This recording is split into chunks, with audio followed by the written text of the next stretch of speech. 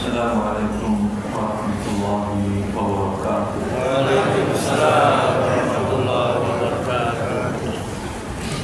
Alhamdulillah, hamdan katsiran thayyiban mubarakan fihi kama yuhibbu rabbuna wa yardah.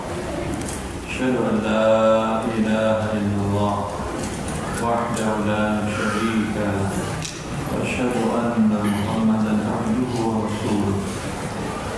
Allahumma shalli wa sallim wa barik wa an'im ala nabiyyina Muhammadin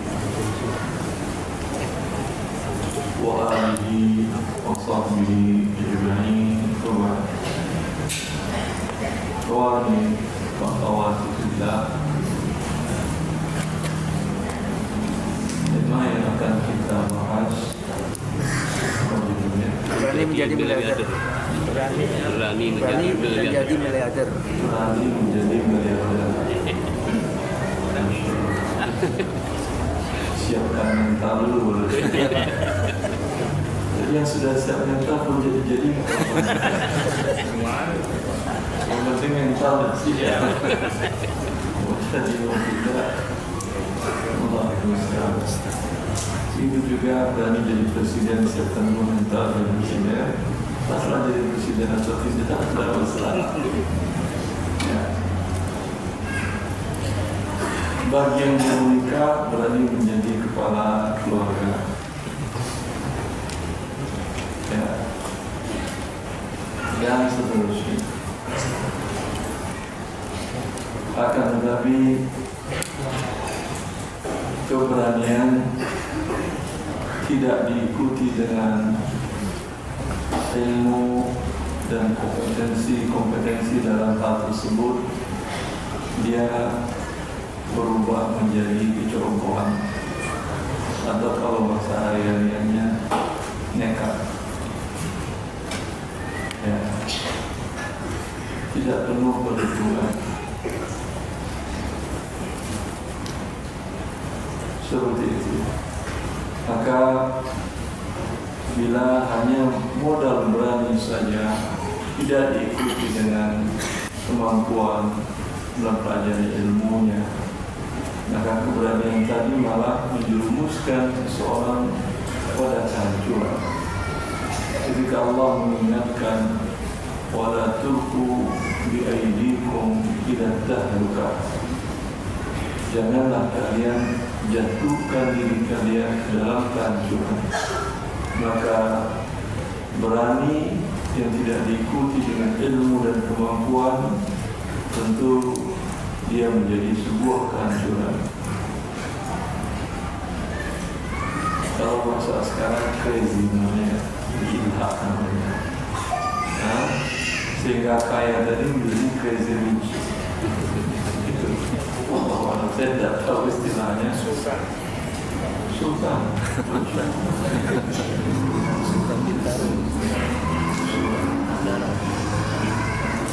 Maka khawani wa khawati billah, Allah takdirkan kita menjadi orang yang kaya raya, dan dalam sejarah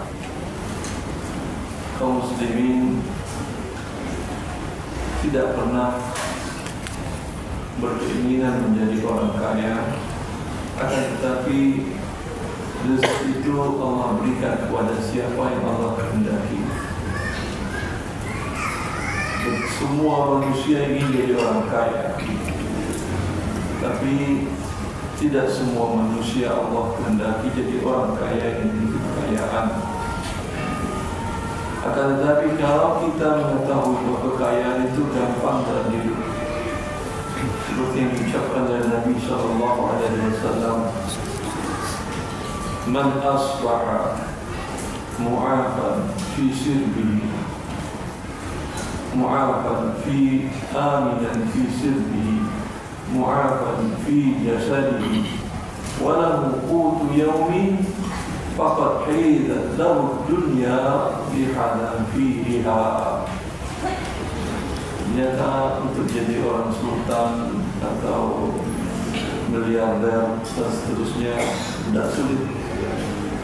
Nabi mengatakan, dan ini saya yakin anda di dalam masjid ini banyak yang memenuhi kemampuan, potensi untuk mendapatkan itu. Di mana Rasulullah mengatakan, siapa yang di pagi hari menjadi sultan sehari cukup, di pagi hari bangun dia mu'afan aminan fi sirrihi, kondisi di mana dia tinggal, lingkungan tidak ada perang, tidak ada ribut, tidak ada bencana, tidak ada heboh. Alhamdulillah, aman, tentram. Alhamdulillah. Ini alhamdulillah, terus kita banyak memiliki ini kan ya. Tadi pagi kita bangun ada rudal di atas kita. Alhamdulillah. Alhamdulillah. Roket yang terbang ada. Dentingan peluru tidak. Alhamdulillah. Begal nggak ada benerannya. Alhamdulillah. Allah perampok nggak ada yang masuk ke rumah itu datang kan. Alhamdulillah. Ini nikmat dari Allah. Satu nikmat yang dapatkan.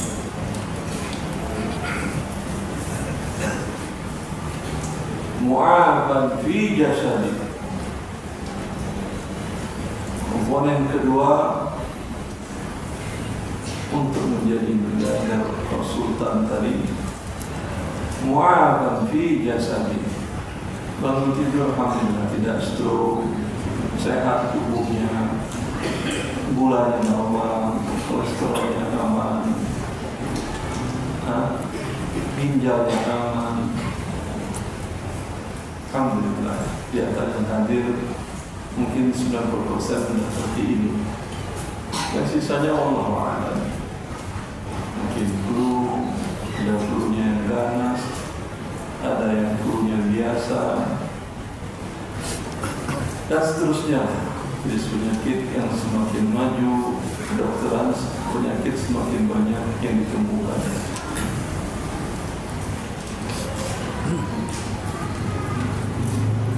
Ya, ini syarat kedua, komponen kedua untuk menjadi seorang miliarder kaya raya, seorang sultan. Karena Anda sultan, tapi di negeri perang, ada gunanya? Ada gunanya. Anda sultan, alhamdulillah tidak ada perang, tapi punya penyakit jantungan. Penyakit jantung itu kan tinggal menunggu waktu kan ya. Jika sakit jantung juga tinggal menunggu waktu meninggal, tapi dia lebih cepat, lebih riskan, risiko tinggi untuk lebih mendahului. Ada guna uang yang banyak, ada untuk berobat. Ya, terkadang uang yang dikumpulkan dengan susah payah tadi tidak cukup malah untuk berobat. Harus minta-minta ke orang lain. Maka angka yang besar dalam harta Anda tidak berguna kalau Anda bangun pagi tidak dalam keadaan sehat.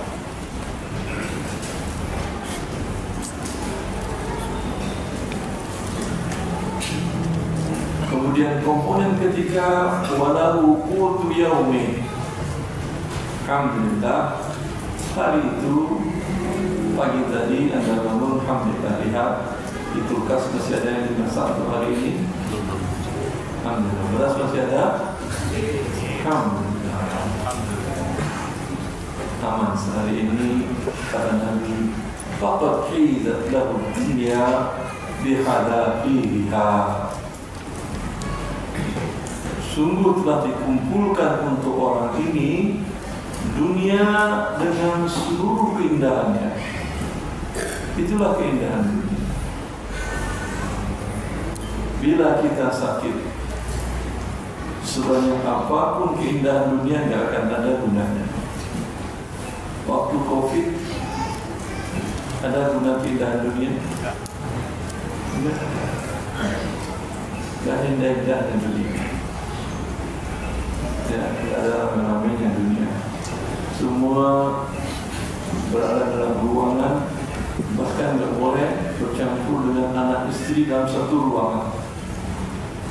Lebih parah dari penjara. Orang penjara ada teman satu kamar, 2 atau 3. Ini tidak boleh ada teman. Ya, tidak ada guna. Maka ini mengajarkan kepada kita bahwa dunia seperti itulah. Itu hakikat dari dunia. Tidak perlu Anda kejar. Maka persiapkan diri untuk ini. Alhamdulillah semua kita bisa mempersiapkan diri untuk mendapatkan 3 komponen ini. Semua kita bisa. Berani. Atau sudah jadi orang kaya. Karena sudah berani, sudah kaya, berarti materi selesai. Kaya, lagi materi berlanjut. Ini mengajarkan kepada kita bagaimana sifat qanaah. Ya. Karena bila sifat ini tidak kita miliki, maka Anda tidak akan pernah menjadi kaya. Kaya dalam bahasa itu ghani, berkecukupan, merasa cukup. Ya, untuk makan hari ini ada, berarti Anda sudah cukup. Besok lihat lagi besok, siapa yang menjamin nyawa Anda masih ada sampai besok? Apalagi pekan depan, apalagi bulan depan, apalagi tahun depan. Maka hiduplah hari-harimu sendiri. Hari ini kita yang ada sekarang. Ada harta ilmu amal. Ada waktu ingin belajar ilmu syar'i, membaca kitab Allah, lakukan, jangan tunggu-tunggu. Ini yang hari Anda. Inilah hidup Anda. Itu yang diajarkan oleh agama kita. Tidak berangan-angan, Anda yang begini, Anda yang begini, Anda yang begitu. Andai saja dulu saya kuliahnya di Universitas Islam Madinah, mungkin saya susah ini. Ya, Anda bikin diri Anda susah sendiri. Apakah masa yang lalu bisa Anda ulang kembali? Ini susah diri Anda. Cukuplah Allah berikan, alhamdulillah, tidak kuliah di Madinah, tapi amalan sama, amalan saya dengan imam Masjid Nabawi sama sholatnya. Cukup apa tidak? Untuk itu bisa semua kita. Alhamdulillah, mudah hidup ikhwan. Ya. Kalau hanya sekedar berangan-angan menyesali, ini menyebabkan hidup kita menjadi sempit. Apa yang ada sekarang memberikan kepada kita? Waktu kita bangun pagi hari, kita manfaatkan, kita merasa cukup dengan itu, sehingga kita menjadi orang yang dipastikan oleh Nabi Sallallahu Alaihi Wasallam, "Qila lahum dunya bi'adha fiha." Dunia dan seluruh kemegahannya sudah dia kuasai. Tinggal mensyukuri Allah Azza wa Jalla. Ya. Jangan menginginkan yang ada pada orang tidak ada pada kita. Datang kajian yang angkutan umum, Anda yang punya mobil sendiri, tidak ada gunanya. Bikin Anda menjadi sedih, bahkan la qadar Allah, akan menentang takdir Allah Azza wa Jalla. Ya, ini hanya akan merusak hidup Anda. Anda pun tidak kaya, tapi iman Anda berkurang. Lebih baik qanaah, merasa cukup dengan apa yang Allah berikan sehingga Anda merasakan kebahagiaan. Syaikhul Islam Ibnu Taimiyah mengatakan kebahagiaan orang Muslim yang pelajari agama Allah Azza wa Jalla dan taat kepada Allah Azza wa Jalla, selalu beribadah, membaca kitabnya, menegungkan asma-Nya, melakukan perintah-perintahnya, meninggalkan larangan-larangannya. Beliau mengatakan, "Law ya'lamu an-nasu fi sultan ma nahnu fi lajaladu al-ism."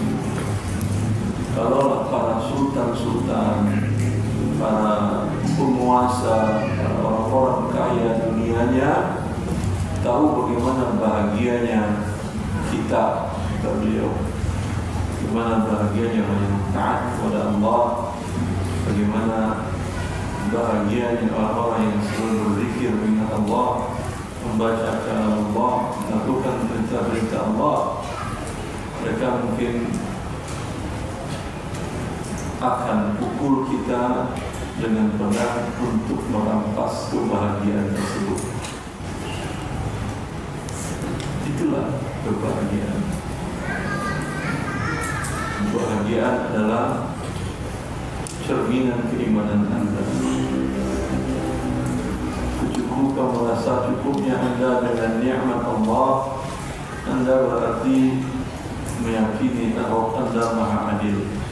Alhamdulillah, Allah berikan gaji UMR, anak istri hidup, tidak ada yang sakit, cucu pun masih ikut bersama kita. Nikmat dari Allah Azza wa Jalla. Orang gaji 10 dan 10 UMR, tapi dengan istrinya selalu ribut, anaknya entah kemana, cucunya tidak pernah lihat. Ya, ini nikmat dari Allah Azza wa Jalla. Maka dunia kalau Allah berikan kepada Anda mungkin menjauhkan Anda dari Allah Azza wa Jalla. Ketika Allah berikan, siapkan mencarinya dengan yang halal dan distribusikan untuk keredaan Allah Azza wa Jalla. Keluarkan kewajiban-kewajiban pada harta tersebut dan ambil sebahagian untuk kehidupan Anda di dunia dan selisihnya ambil untuk menyiapkan kehidupan Anda di akhirat. Ketika Allah tidak berikan itu, ketahuilah bahwa Allah Maha sayang kepada kita, Maha mengetahui kita. Itulah yang terbaik untuk kita. Andai kita paksakan, mungkin sebaliknya yang akan terjadi. Alhamdulillah. Silakan yang mau bertanya.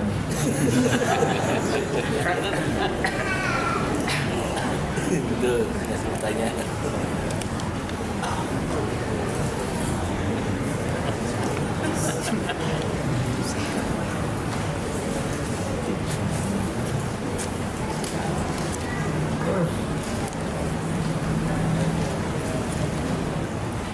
Pertanyaan pertama, Ustaz, saya seorang pedagang. Terkadang suka ada orang yang menitipkan barang dagangannya dan nanti dibayarkan setelah orang tersebut mengambil kembali barang tersebut.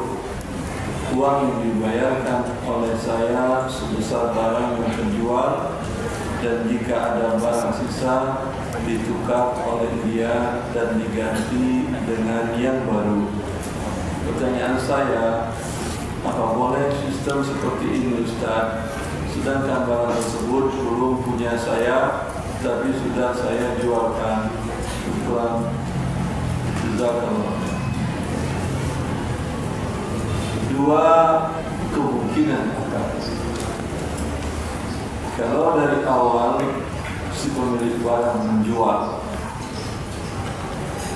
Tapi setiap 3 hari atau setiap hari, kalau ini kasus setiap hari, sore harinya sebelum tutup dia melihat barang yang laku, tetapi jual belinya sudah sah. Barang yang tidak laku karena barangnya harian akan diambil dan ditukar dengan barang baru besok pagi. Ya, kalau ini jual beli tidak ada masalah. Namanya B.O. Tasrif, jual beli dengan penjumpalan, tergantung jenis barangnya. Ada yang harian, ada yang pekanan, ada yang 3 harian, tergantung jenis barangnya, sepanjang berapa lama. Ada yang mungkin untuk bulan. Itu jual beli. Kalau untuk yang kedua, titip jual atau dikenal dengan konsinyasi. Titip jual ini artinya mewakilkan, bukan menitipkan. Namanya titip jual, tapi Pak, intinya kalau bilang Pak, saya titip jual ya, itu artinya saya tolong jualkan barang saya ini. Yang setiap item terjual, Bapak dapat sekian. Bisa jadi dengan persentase, bisa jadi dengan nominal rupiah. Yang tidak terjual itu kan barang saya bawa pulang. Ada barang yang rusak, itu tergantung. Kalau yang pertama tadi rusak, itu risiko pembeli sudah. Rusak bukan karena expired ya, bukan karena cacat produksi. Memang rusak utamanya atau hilang, dicuri oleh orang. Kalau bentuk akad yang pertama itu yang menanggung rugi adalah yang punya toko, warung. Kalau akad yang kedua yang menanggung rugi adalah pemilik barang, kecuali pemilik toko lalai dalam menjaga tokonya, sering ditinggal. Ya, kan banyak warung-warung yang sering ditinggal itu, apalagi bahkan ada tulisannya taruh uang di sini atau silakan tap pakai kris. Ya, tidak semua orang jujur. Ya, maka ini risiko yang menanggung adalah yang punya warung. Tapi kalau yang dia lakukan sudah maksimal, warung ditongkrongin. Tapi biasa sekali ada yang belanja rombongan, pusing hitungnya. Datang dia 15, duduk ini makan ini, lupa mereka atau pura-pura lupa kita ini. Kita rugi, tidak sesuai uang penjualan barang-barang dititipkan. Ini tidak mereka menanggungnya adalah si pemilik barang. Jelas? Itu bentuk akadnya dan dua-duanya boleh dengan konsekuensi masing-masing. Kalau dengan perusahaan besar biasanya jarang bentuknya konsinyasi, kebanyakan dan baik ditasrif jual, tapi nanti bisa ditukar lagi, tapi dikembalikan uang tidak bisa. Itu kan ya. Lalu dengan perusahaan besar seperti umpamanya air mineral yang cepat rusak atau susu ya, dan lain-lain. Tapi di beberapa tempat malah sebaliknya, pemilik toko kecil beli tunai ke grosir-grosir. Kalau di beberapa kota seperti di Saudi Arabia, itu yang punya toko enak, supplier datang bawa mobilnya masing-masing, mobil boxnya atau mobil frozennya, mobil yang ada apa namanya freezernya, ya, tinggal dia yang masukin, dia yang ngatur semuanya, ada karyawannya, dia hanya menunjukkan bukti berapa yang laku, berapa harganya, itu hanya dipegang oleh si penunggu toko. Itu enak. Kalau Indonesia mungkin perjalanan sempit di mana mau supply ke gang yang hanya bisa masuk sepeda. Dua-duanya boleh dengan konsekuensi masing-masing.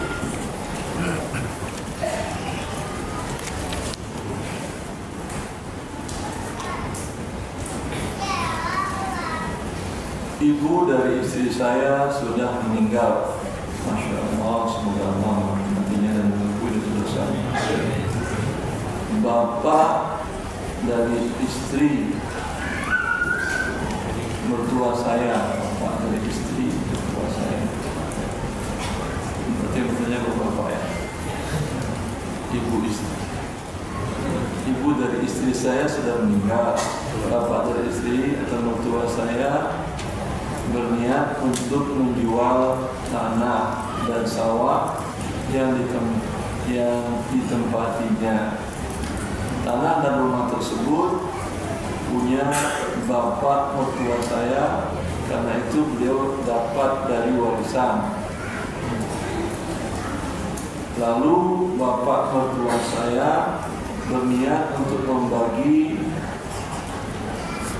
harta kepada ketiga anaknya, 2 laki-laki, 1 perempuan.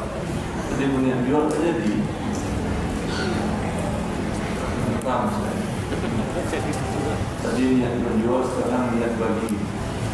Ia mau ditanyakan apakah boleh hasil dari penjualan tanah berikut rumah yang tadi dibagi rata kepada ketiga anak-anak tersebut. Boleh. Kalau dia bagi langsung diserah terimakan kepada anak-anaknya, bagi rata pun boleh. Itu bukan waris. Kalau waris dia meninggal dulu. Kalau hibah dia mesti hidup.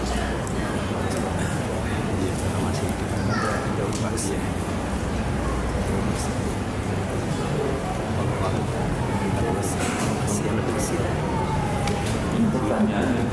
Salah nasi kali. Pertanyaan yang mana? Oh iya. Siapa tadi? A order to B.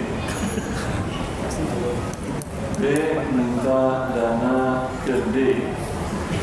D pesan ke PT Sunai C. Pakai panah tulisan, pakai pena. Skip. Masih tentang Maulid perayaan ulang tahun Nabi Muhammad SAW.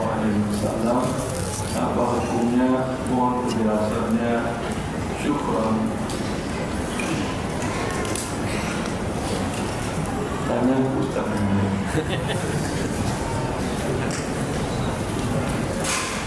Assalamualaikum warahmatullahi wabarakatuh. Ustaz, saya punya usaha jual barang, tapi jualnya jatuh tempo. Tapi kadang-kadang pembayarannya tidak semua lunas. Misal, tagihan 10 juta tapi dapat uangnya cuma 8 juta. Apakah infaknya yang harus dikeluarkan dari yang 8 juta? Saya juga tak paham. Saya punya usaha jual barang, tapi jualnya jatuh tempo. Jual barang, tapi jualnya jatuh tempo. Jatuh tempo. Saya punya barang, jual barang, tapi jualnya jatuh tempo. Jatuh tempo. Baru bayar 8 juta. Coba. Atur dengan bahasa Indonesia yang baik. Dia jual barang. Dia jual barang. Jatuh temponya 1 bulan misalnya. Hah? Jatuh temponya masih lama. Jatuh tempo ini maksudnya apa? Jatuh temponya 10 juta. Tapi baru bayar 8 juta. Nah yang 8 juta atau 10 juta itu buat kerjakan, mungkin maksudnya seperti itu. 8 juta atau 10 juta kan penafsiran Anda. nggak tahu deh. Yang bertanya mana?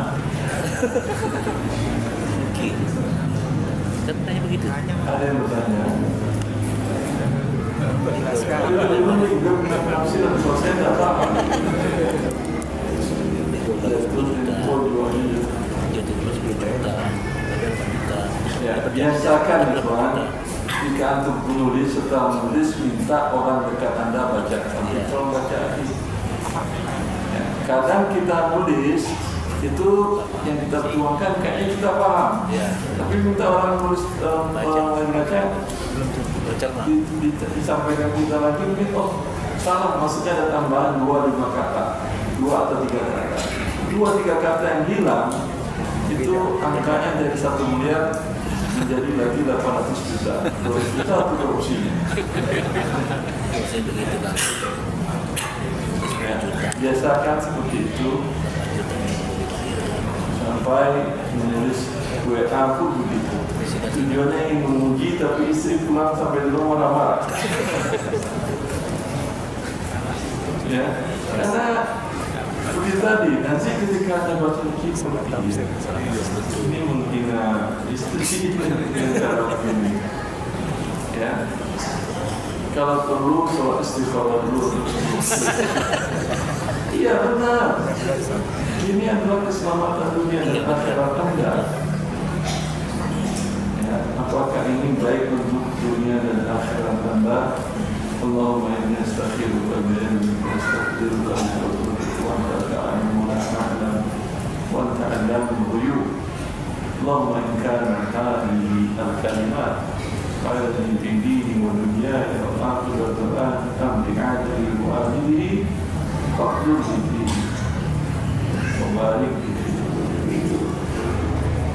Sehingga betul sampai di rumah itu bisa yang istri.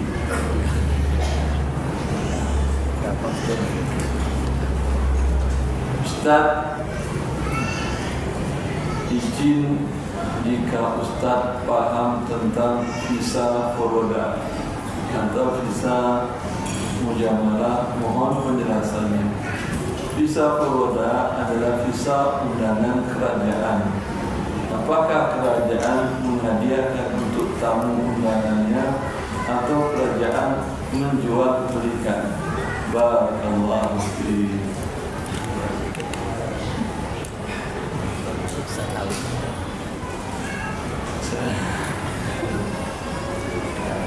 Visa Foroda, visa mujamalah, semua visa yang dikeluarkan oleh kerajaan Saudi Arabia itu berdasarkan perhitungan yang membahas kemampuan daya tampung dan kemampuan pelayanan dari pihak kerajaan Saudi Arabia, bukan semata-mata ketetapan dari mereka. Di tahun 80-an, 81 atau 82, sebelumnya tidak ada pembatasan laju. Terserah orang mau haji berapapun lewat, tidak ada masalah. Di bawah tahun 80-an transportasi masih sulit. Memang sudah ada pesawat tapi harganya sangat mahal dan tidak semua orang bisa berangkat. Ya kan tahun 80, saya tahun 94 itu ke Jakarta naik bis, pesawat mahal sekali. Sekarang tidak pernah lagi naik bis. Karena pesawat turun harganya karena dengan banyak kompetitor. 3 malam saya dulu dari tahun 94 itu tak pesantren, 3 malam naik bus tujuan Jakarta masuk India. Tidak ada teman di bus itu, dari teman-teman berangkat tidak ada. Yang dituju di Jakarta pun tidak bisa dihubungi, tidak ada telepon, handphone, hanya pakai telegram orang tua saya kirim berita, entah sampai entah tidak. Berangkat seperti itu sudah masa dahulu, sehingga memang yang pergi berangkat haji itu hanya orang yang mampu saja, yang punya biaya dan tidak ada daftar tunggu. 2 bulan, sebulan sebelum ditutup keberangkatan haji terjual tanah dan rumah Anda. Anda daftar langsung berangkat. Anda langsung mau berlima, mau bertujuh, nggak ada batasan kuota. Tapi kemudian dengan dibukakannya rahmat Allah Azza wa Jalla, dunia Allah bukakan, banyak ditemukan kebenaran dari kulit bumi, dari mana-mana, dan dimudahkan oleh Allah secara transportasi. Dan celakanya di Indonesia di tahun 2007 atau 2006 atau 2009 keluar fatwa dan diterapkan lembaga keuangan syariah, nama produknya dana talangan haji, di mana di waktu itu bank itu mengalami over liquid, dana terlalu banyak, penyaluran kurang. Maka mereka berbuat ide bagaimana kalau dibuatkan penyaluran dana yang ada dalam bentuk pembiayaan ibadah haji. Dikeluarkanlah fatwanya oleh DSN, walaupun fatwanya itu mengandung unsur riba juga. Bentuk ribanya bentuk ribanya adalah di mana yang mau berangkat haji untuk mendaftar, berapa uang Anda mesti bisa minimal 5 juta, berangkatan 25 juta, ya, saya 5 juta berangkat. Minimal dari 5 juta akan dipinjamkan dana oleh bank syariah sebanyak 20 juta, dan Anda dikenakan biaya administrasi sekitar 2 juta yang harus dilunasi 15 juta, 20 juta tadi dalam 1 tahun. Bila menunda 1 tahun, tahun kedua dikenakan biaya administrasi lagi 2 juta, ya. Dan ini biaya administrasi kedok dari bunga riba. Karena dibuatkan sistem kuota haji dengan cara riba, terjadilah kemacetan haji seperti macetnya jalan raya di Jabodetabek. Coba untuk lihat, ketika tidak ada jual beli mobil dan motor dengan cara tidak tunai, sepi jalan kan? Ya. Ada bayar berapa? Oh iya. Kalau yang senior bilangnya saya percaya. Di tahun 80 jalan sepi nggak Pak? Sepi. Iya, sepi. Karena nggak ada namanya leasing, kemudian kredit tidak ada. Orang beli, kalau ada uang beli yang tunai, kurang uang beli yang kredit, beli yang second. Benar. Tapi sekarang KTP saja tambah uang berapa ribu sekarang? 500 ribu sudah bisa bawa motor baru. Ya, akibatnya stuck. Itu nggak bisa diselesaikan kecuali dikembalikan jual beli kendaraan bermotor, mau dibikin ganjil genap, mau dibikin apapun nggak bisa. Tutup leasing itu sepi lagi. Ya. Tutup leasing, tutup kredit riba, ya, hidup seperti kembali di awal. Yang mampu silakan beli cash, yang nggak mampu belilah yang tidak cash, yang bekas. Itu insya Allah gampang kalau itu mau jadi wali kota Bekasi, tidak macet, itu syaratnya. Ya. Jadi tentu Anda berhadapan dengan para pemegang uang birokrasi akan repot sendiri. Tapi itu cara. Dipindahkan sistem itu ke haji, antri orang haji. sebagian kota sudah ada yang 40 tahun. Yang paling rendah, yang paling cepat itu 11 tahun. Dan Dr. Nasir bin Ali Syar'an dalam disertasinya berjudul Nawazil al-Hajj Al-Fiqh Islami, disertasi S3-nya tentang hal-hal kontemporer dalam masalah haji. Kalau buku saya kontemporer dalam masalah tata haram muamalah. Kalau beliau khusus dalam haji, beliau masukkan pembahasan antrian atau pembatasan kuota itu dan antriannya. Maka bila kuota Anda tidak dapat kuota, tidak ukur kewajiban, sama dengan Anda tidak mampu.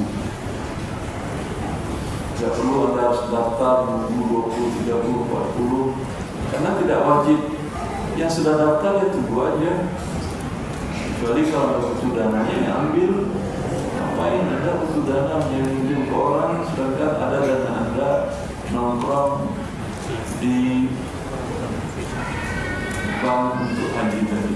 Lebih Anda putarkan ya, Anda gunakan untuk kepentingan Anda. Seperti itu.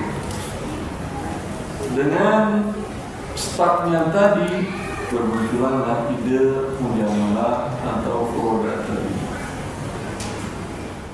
Visa produk mujamalah tadi itu bukan visa kuota. Kalau kuota negara setiap 1000 orang jatahnya 1.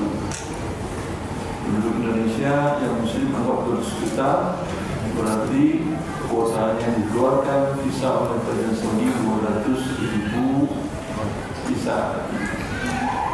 Antrian 40 tahun. Apa solusinya? Solusinya adalah yang cari masalah kan kita, Anda Indonesia. Ngapain minta solusi ke orang? Selesaikan masalah Anda, itu selesai ya. Sama Anda bertengkar di rumah sama istri sama anak. Ya, cari solusi ke rumah orang yang tidak ada. Ya, selesaikan urusan rumah tangga ada, alhamdulillah orang bisa mendoakan. Ya, selesaikan antrian itu. Maka dalam salah satu seminar yang teman-teman di sekolah tinggi di Bekasi,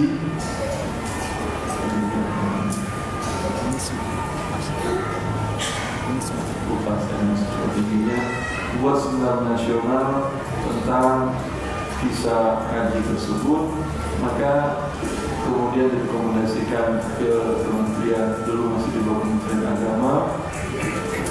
Saya katakan di antara solusinya, urai dulu kasus kemacetan. Gimana cara urainya? Ya, sekarang yang masuk dalam antrian itu saya kira mungkin 30% sudah meninggal. Iya atau tidak? Antri 40 tahun, waktu mendaftar umurnya 65. Berarti kemungkinan hidup masih berapa persen?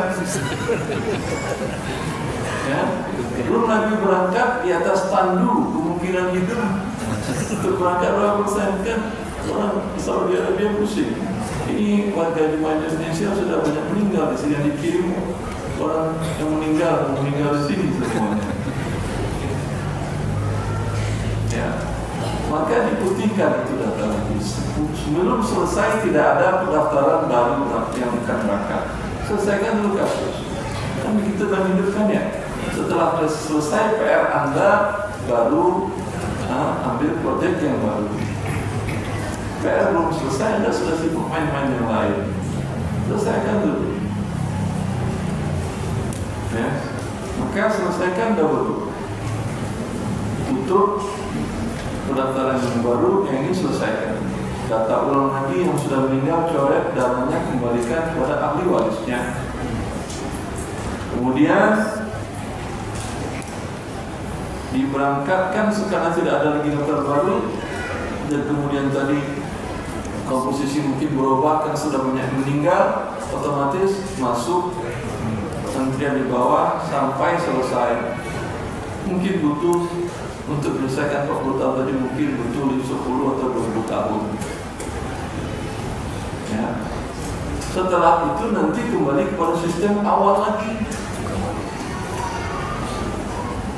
Siapa yang ada dana berangkat langsung. Kalau banyak orang yang mampu ya kayak perang lah, ditulis tanggal 1 sampai tanggal sekian dibuka.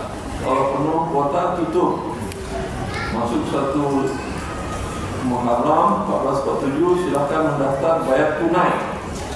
Tidak ada lagi bayar kuota-kuotaan. Nah, masalahnya bayar kuota 25 juta cukup, mampu dia.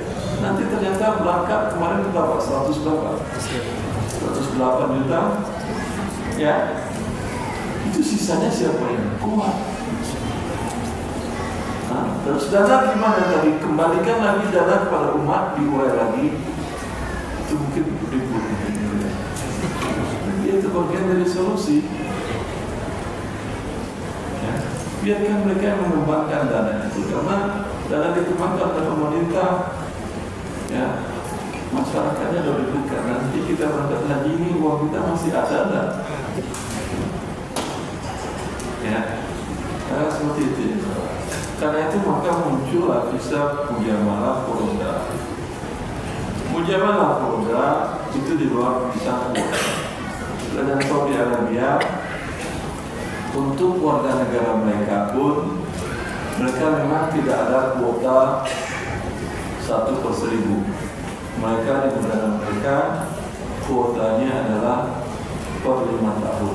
Yang sudah pernah haji sekali tidak boleh berangkat lagi kecuali setelah 5 tahun, dan itu terdata di sistem mereka di Wizarah Dakhiliyah, di imigrasi mereka ada datanya. Ya. Kecuali masuk untuk bekerja. Saya dulu setiap tahun alhamdulillah berangkat haji, tapi menjadi pembimbing jemaah haji Indonesia yang berada di kota Riyadh, dan saya berangkat melalui lembaga dakwah membimbing orang Indonesia yang mau datang ke kajian-kajian di kantor dakwah. Yang belum pernah haji dihajikan oleh kantor dakwah gratis. Masya Allah. Kalau sudah pernah haji janganlah ke sana. Ya, dengan syarat belum pernah haji. Itu dengan syarat kedua sudah belajar 1 tahun di kantor dakwah. Belajarnya terprogram, fikih, Quran, hadis, terprogram, akidah itu terprogram. Ada 2-3 hari sepekan, ada diktatnya, ada ujiannya. Asal lulus, tidak perlu ada nilai tinggi, nggak perlu. Tahun setelah tahun, setelah semester ketiga diberangkatkan kantor haji dakwah gratis. Kalau mau bayar itu 5.000 real bayarannya. Karena dari kota Riyadh sampai ke pulang kota Riyadh tadi 1 bis sama nomor platnya, nggak ada diganti. Dan biayanya mahal. Ya, seperti itu. Saya karena pembimbing dapat terus setiap tahun pembimbing mereka. Pembimbing dianggap pekerja. Tapi karena pembimbing orang ibadah, ya sekalian kerja ibadah. Yang tidak, jatah mereka cuma sekali 5 tahun. Adapun visa yang lain, forodha yang mujamalah tadi, itu kerajaan mengeluarkan ke kementerian-kementerian dan kepada keluarga-keluarga kerajaan. Tujuannya untuk mengundang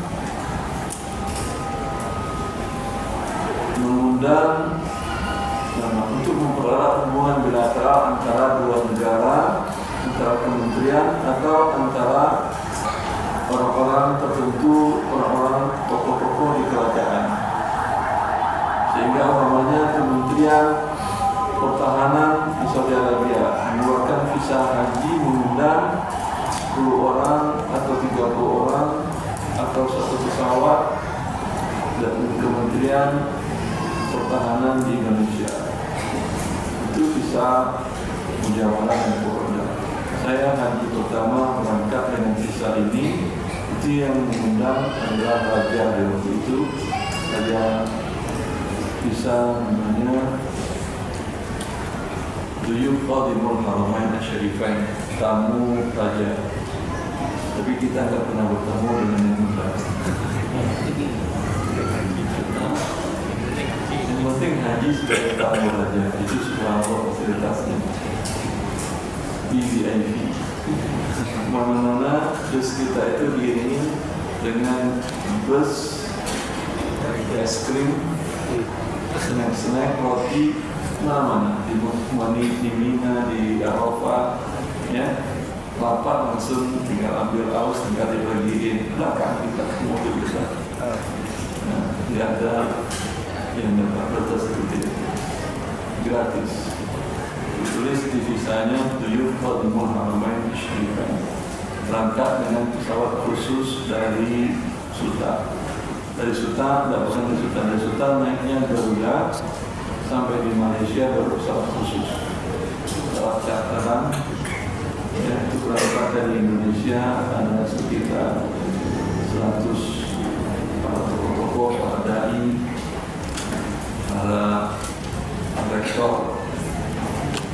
Kemudian dari Malaysia ada sekitar 30, dari Thailand ada 60, dari Filipina ada, semuanya gratis. 0 rupiah, 0 real, 0 peso, 0 baht, 0 ringgit. Dia seperti itu. Kemudian ini visa-visa ini itu kan hak dari kementerian orang tertentu tadi kan ya. Wallahu a'lam, karena kondisi Indonesia stuck tadi, maka ini mengambil kesempatan dalam kesempitan dan diperjualbelikan. Ya, wallahu a'lam. Hukumnya apa? Hukumnya bagi Anda jamaah yang akan berangkat, ini kan tidak ada kepastian kan ya. Baik Anda yang corona, saya saja waktu itu tamu raja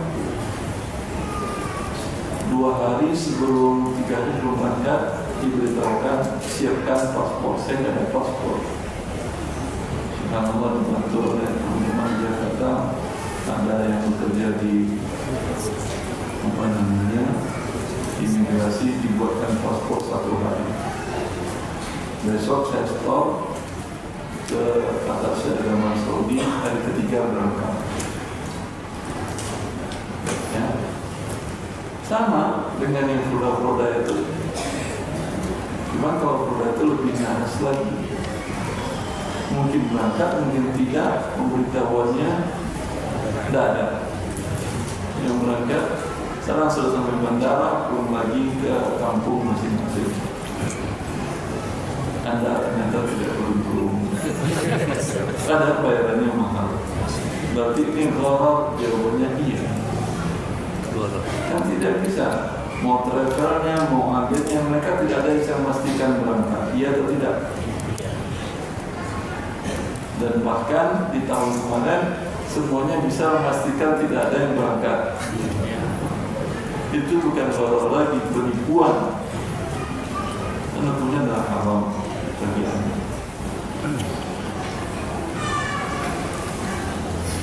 Dan bagi yang jual tentu selain haram bagi dia menipu.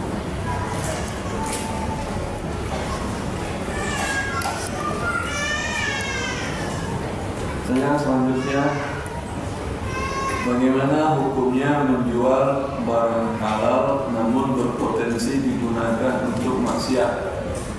Misalnya buket bunga yang bisa dibeli untuk merayakan ulang tahun, hubungan haram dan sebagainya. Bolehkah mensyaratkan kepada pembeli untuk tidak menyebutkan maksud tujuan pembelian mall dan sebagainya. Iya. Kalau Anda tahu dia tujuannya untuk maksiat, Anda jadi haram menjual kepada dia. Jelas? Kalau Anda sudah tahu, jangan bilang pakai buat ini ya. Itu Anda sudah tahu.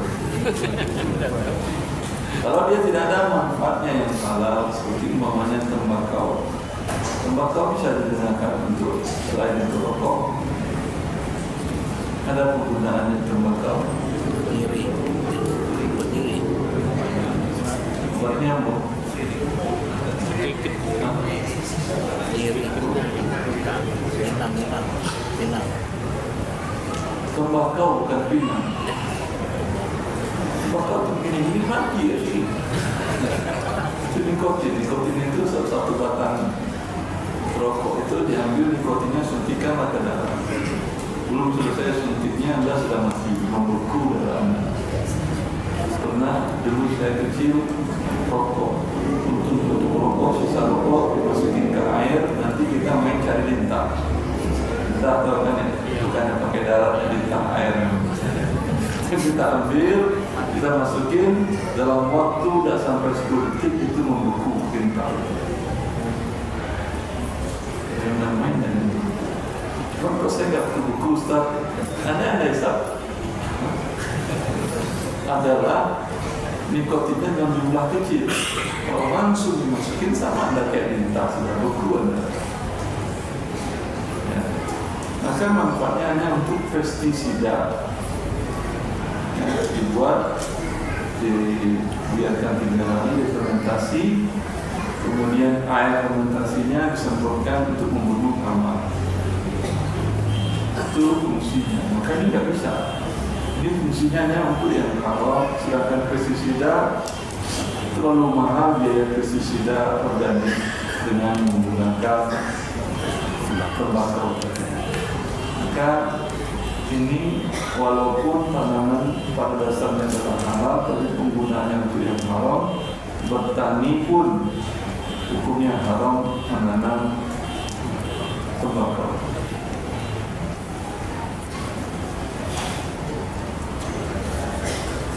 Bagaimana hukumnya kita beli emas langsung ke galeri Antam, yang dimana di sana ada 2 tahapan atau 2 loket dalam pembeliannya?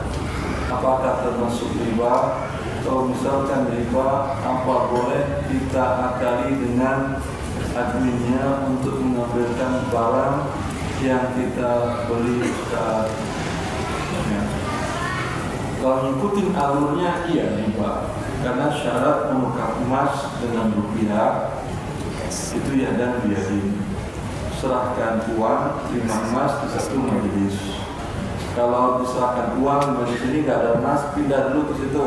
Itu baru terima emas, berarti sudah terjadi riba. Namanya riba nasi'ah. Jelas? Nah, maka kalau mau beli di toko emas kan ada, nggak perlu pakai gitu-gitu kan ya? Mau Anda emas seperti apapun, mana emasnya apa ini? Saya transfer sekarang ya Pak? Ya, masuk, dan bawa emas. Bisa kalau di Antam bisa Anda akali seperti itu? Tidak bisa kan ya, ini emas seperti itu dia. Kalau dia lengkap dia terkena korupsi nanti.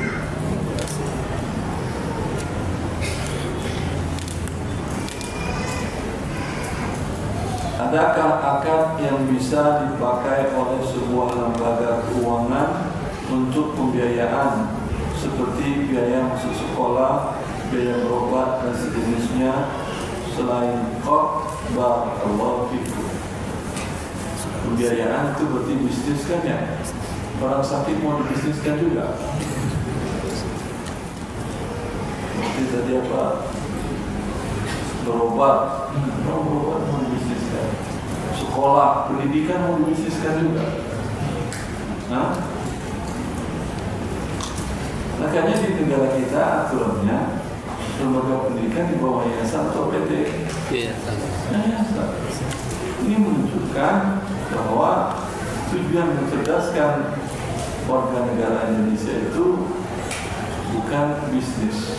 Begitu juga kesehatan orang sakit bukan menjadi objek bisnis. Sehingga itulah dibuat BPJS Kesehatan itu untuk menekan biaya yang semurah-murahnya. Dengar aja kita tidak nyaman, orang sakit dibisniskan, orang bodoh dibisniskan. Kan pendidikan orang bodoh yang dididikan ya, kalau kita apalagi dididik. Ya, orang bodoh dibisniskan. Dan tidak harusnya gratis kalau negara mana negara orang yang mengerti. Gratis, bukan hanya negara Islam saja. Negara kafir pun mereka gratis kan. Karena ini bagian kewajiban. Ya. Nabi mengatakan bahwa saya dengan kalian mengaku bagaikan ayah dengan anaknya. Ayah kalau anaknya sakit dibisniskan olehnya. Kontrak kau nanti bayar nanti tabung nanti mana saya jaga kamu. Kalau orang jaga per jam 100.000, kalau ayah 50.000 aja. Tidak pernah ada. Gratis semua. Tidak mendidik.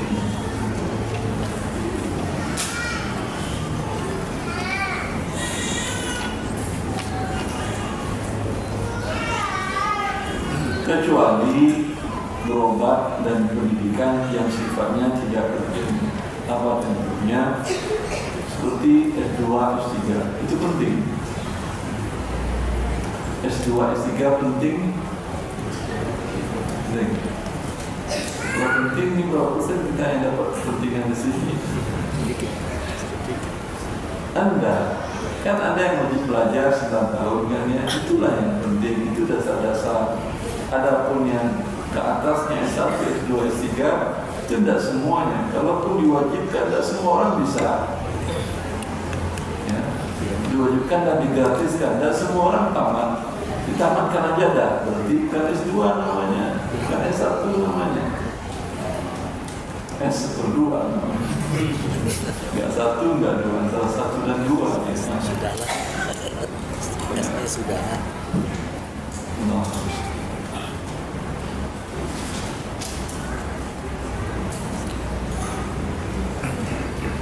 Betulkah keputusan saya untuk melunasi hutang KPR rumah dengan cara berhutang dengan orang lain tapi dengan akad emas sebelum kenaikan harga emas?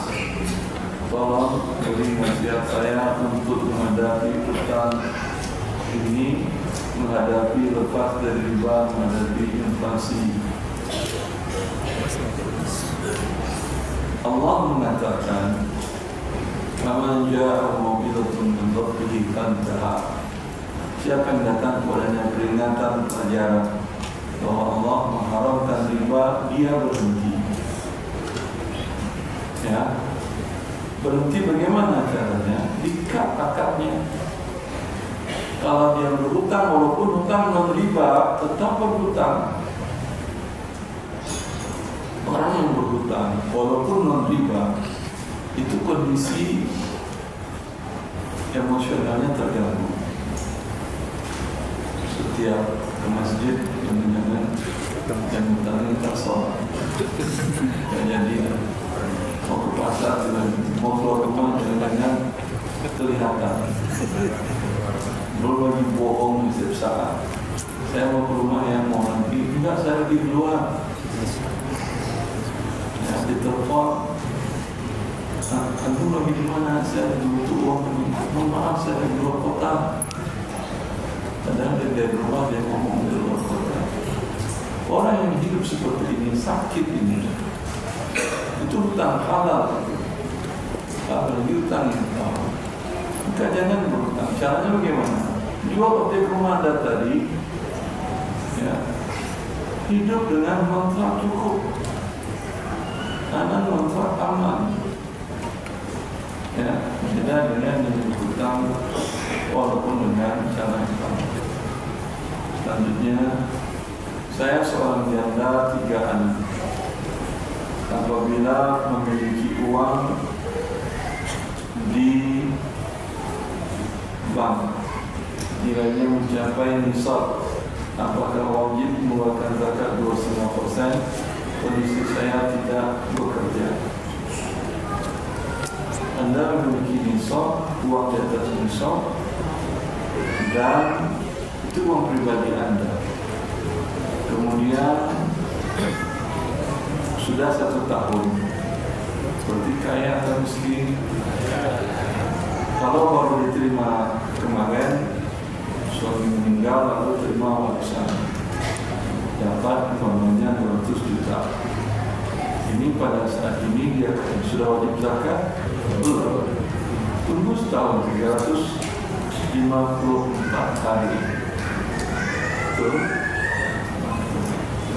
Setelah 354 hari, uang Anda masih di atas nisab 180 juta.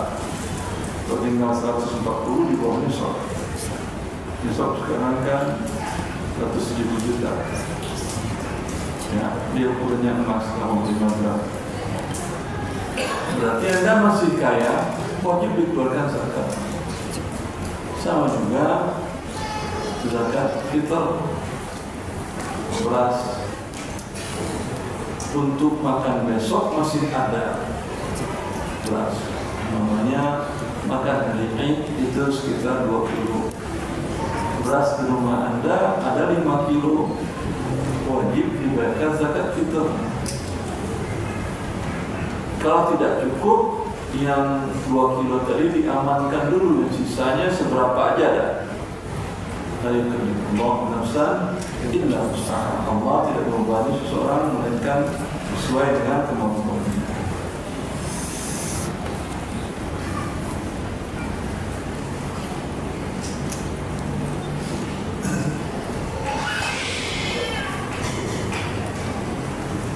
Apakah diperbolehkan urunan untuk membeli kain kafan? Kain kafan itu diambilkan dari harta yang meninggal. Kalau hartanya tidak cukup, ya boleh. Apakah boleh menggunakan asuransi yang diberikan oleh kantor? Kalau tidak dipotong dari gaji, boleh. Seperti hadiah. Bila ada warisan dari nenek, kakek, pihak ibu pertama, apakah anak-anak dari ibu kedua mendapat bagian juga? Jadi kami saudara satu ayah beda ibu.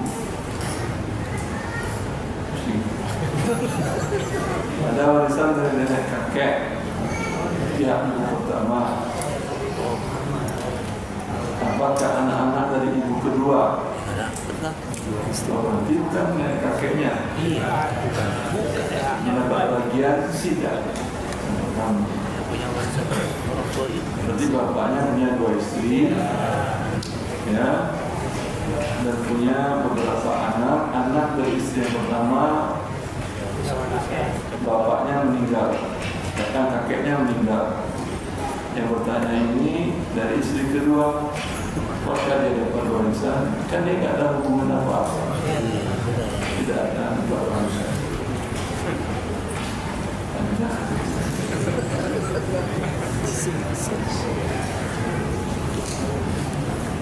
Kalau pertanyaannya, bapak saya punya istri 2, 4, itu gampang jawabnya. Jadi saya berpikir, jika ada biaya persalinan di bidang yang tidak ada price listnya, hanya dipatokan total antara 3,5 sampai 10 juta, apakah yang termasuk jual beli peluang atau gharar? Ya Ustaz, karena jika di bidang lain ada price listnya. Setahu saya aturan dari Kemenkes harus ada harga normal sekian, kemudian sesar sekian. Kalau dia tidak mengeluarkan dan menjadi hak pasien untuk menanyakan. Itu aturan dari Dinas Kesehatan. Kalau tidak, ya Allah. Kalau tidak ada, Anda harus tanyakan. Kalau tidak Anda tanyakan, maka tinggal dihitung ini klinik kelas berapa. Klinik itu ada berapa kelas? Klinik 3 paling bawah. Klinik bukan rumah sakit. Klinik pertama apa lagi?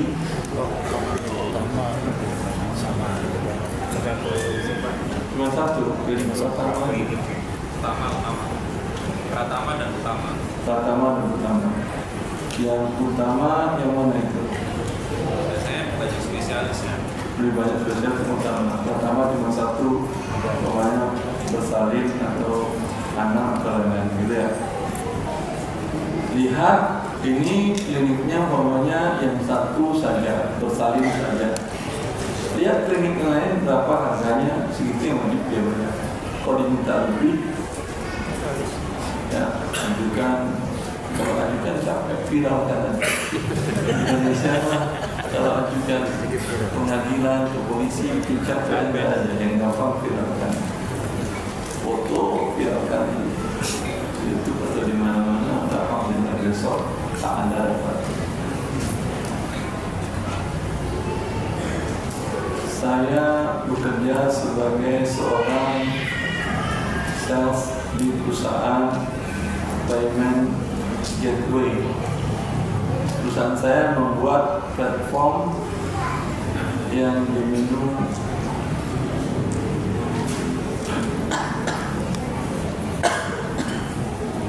capek juga menjawab. Yang pendek-pendek lah. Bila kita membeli emas di Pegadaian, emas tersebut dititip di situ. Kemudian ada yang membeli dan untung diberikan ke kita. Apakah itu halal? Ada seperti itu? Ada. Hah? Tahu saya di mungkin maksudnya gadai yang warung gadai kalian beli emas dia titip tolong jualkan nanti kita bagi hasil. So seperti itu tidak ada masalah, tapi masalah terima dulu, beli dulu, terima dulu. Setelah itu nih saya pinjamkan emas 10 gram buat bukti pinjam. Saya pinjamkan, kalau saya pinjamkan nggak boleh Anda dapat pertambahan. Ya, hanya Anda yang mau dapat pertambahan pihak gadainya dijualnya dari buku dapat ya. Cuma Anda kapan minta emas amat, kembalikannya sama. Tapi kalau Anda ini dapat pertambahan, Anda katakan kepada dia, ini emas saya titip jualkan ke Anda, silakan jualkan, nanti kita bagi hasil 50-50. Nah itu boleh. Cuman kalau bagi hasil, kalau rugi ya rugi. Gitu. Tapi dua akad, pertama jual beli dulu, kemudian baru akad titip jual atau akad bagi hasil. Apakah jika Allah ingin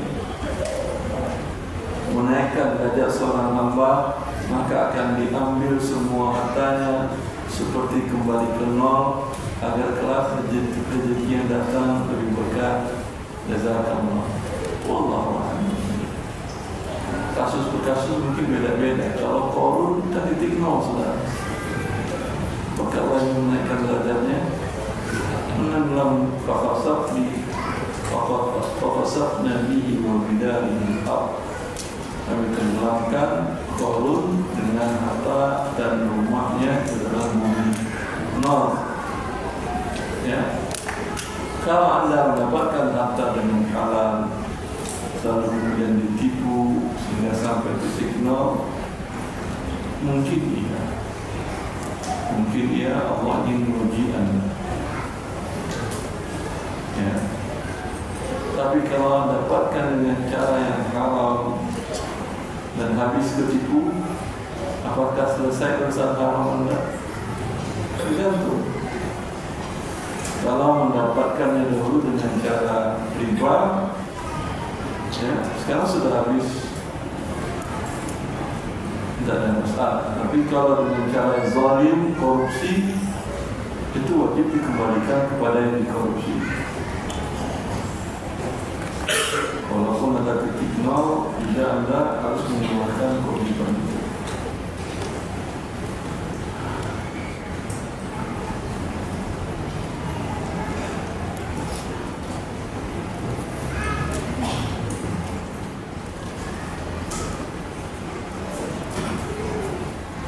Ustaz, saya orang yang baru menjadi pedagang karena harus keluar dari instansi sebelumnya.